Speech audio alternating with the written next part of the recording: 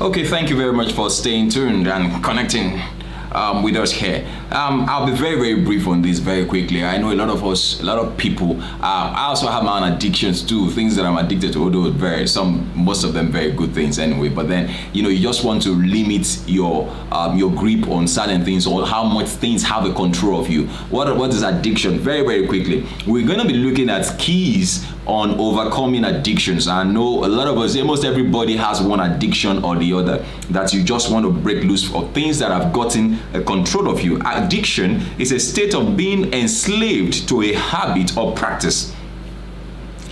And it's a state of being enslaved to a habit or practice. Something that's ordinarily or psychologically or physically has taken over you, has become an habit, something that you now do without, even in your subconsciousness, you just do them. Some people pull their belly button.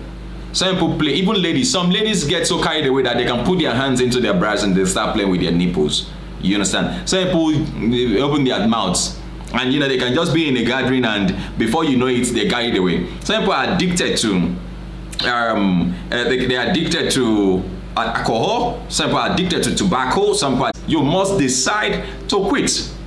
Write down the harmful effects of your addictions. Haven't decided to quit, write down the harmful effects of your addictions. Write them down. You want to know what the harmful effects are? You must get to know. This thing I'm doing, just Google it. You'll find them there. And that's why I'm here on Team, where we do tips, etiquettes, and morals. Teaching tips, etiquettes, and morals. On Team, we do it together. Write down the positive changes you want in your life, the things you want to change, what you want to change, what you want to see happen. Write down your quitting commitment. Write down, I'm going to stop doing this thing. I'm going to stop doing this thing. Write it down. Write it down. Write it down. Don't say it's in my brain. Write it down. What is the second phase? I said there are three major phases. What is the second phase? The second phase is making a plan. The first step of everything is that you admit that there is a problem. Now you have three phases after you have admitted that you have a problem. Now the second phase involves you making a plan on how to get out of that problem. Number one, you have to set a date to quit, not necessarily tomorrow. Most of the time, it has to be like now. Don't procrastinate, because procrastination is also an addiction for some persons. Oh, what they want to do today is they'll say, I'll do it tomorrow, I'll do it tomorrow, I'll do it tomorrow. Number two, under the second phase, is that you must seek personal and professional support. Don't do it alone. Don't do it alone. Don't say, I can handle it alone. No, you don't need to. Don't do it alone. You must be able to expose that. On the moment you expose it to somebody, oh, I'm addicted to this thing. The moment you tell somebody about it, you are free. In fact, you are about 50% free. Because it's as if when next you are doing that thing again, somebody is watching. So seek personal and professional support. Identify your triggers. What triggers me? Every addiction has a trigger. Addicted to pornography, you must know your triggers.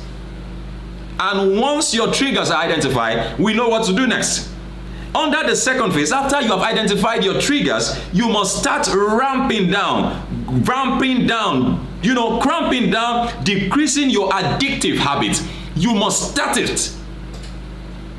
And finally, resist your environment to match your new commitment. Reset your environment to match your new commitment. Is it a particular location that you go to that actually always lets you, do the things that you say, or do those addictions? Is it the environment? Is it a particular place that you visit that makes you to behave in a particular way? So you must get to know that. That's the second phase. Now the third phase is quitting and handling withdrawals. Quitting and handling withdrawals. Now run through the first set. The first phase is deciding to quit. The second phase is making a plan to quit. Now the third phase is quitting. Now this is the action state. This is the action phase. Quitting. and handling withdrawals. Number one, stop the addictive behavior as planned. Don't deceive yourself. Stop it as planned. Fill your time. If it is pornography, you need time. And so you see that time, those periods when you get carried away into doing those things, then fill those times with something else. Get something of more passion, something passionate that you can fill those time with. Get other type of books. Instead of reading those funny magazines that show you nudity and all of those things, those triggers, why don't you get books, motivational books? Listen to videos like this. Check for all that other resources on our page. Fill your time, occupy your time with quality information. Now, also number 3, stay away from your addiction triggers. And I just talked a little bit about that in the second point. Stay away from your addiction triggers. If reading a magazine is a trigger, stay away from it. Your phone could be a trigger. You might have to stay away from it. Change away from the Android phone and stay on an ordinary phone. Or you might need to delete some applications from your phone. Remove them. Stop them. Uninstall them. Stay away from your addiction triggers. Don't give in to rationalizing. Don't give in to rationalizing. Maybe this just this one more time. Let me do it one more time. Just after this time, I won't do it again. Don't give in to it. Don't let a relapse be the end of your journey. In other words, even if you do it again once, don't let that be the end.